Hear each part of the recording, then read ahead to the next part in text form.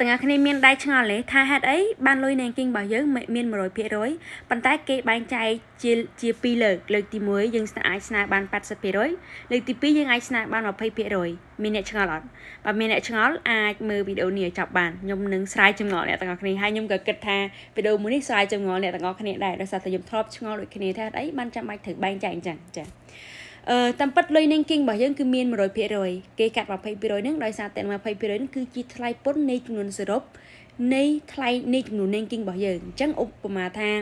លុយនៃគីងរបស់យើងមាន 100,000 រៀលចុះចាអញ្ចឹងអ្នកទាំងអស់គ្នាស្នើលើកទី1បាន 80% អញ្ចឹងលុយដែលចូលក្នុងកុងអ្នកទាំងអស់គ្នាគឺចូលបានតែ 80,000 យេនទេអញ្ចឹង 20,000 យេនទៀតគឺគេកាត់ទុកហើយអញ្ចឹងជួបថា 20,000 យេនហ្នឹងគេកាត់ថ្លៃពន្ធហើយគេកាត់ទុកនៅណាគេកាត់ទុកនៅខាងស្ថាប័ននៃគីងទៀតមែនគឺអត់ទេលុយ 20,000 យេនហ្នឹងគឺគេកាត់ទោសចូលទៅខាងផ្នែកពន្ធដារ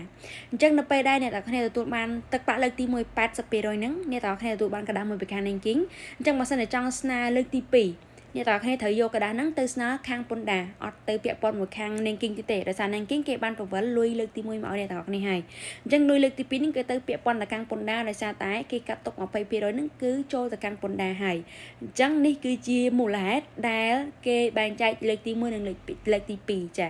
ដោយសារតែលើកទី2 20% គឺជាថ្លៃពន្ធនៃចំនួននៃគីងដែលយើងនៃចំនួនសរុបនៃគីងរបស់យើងចា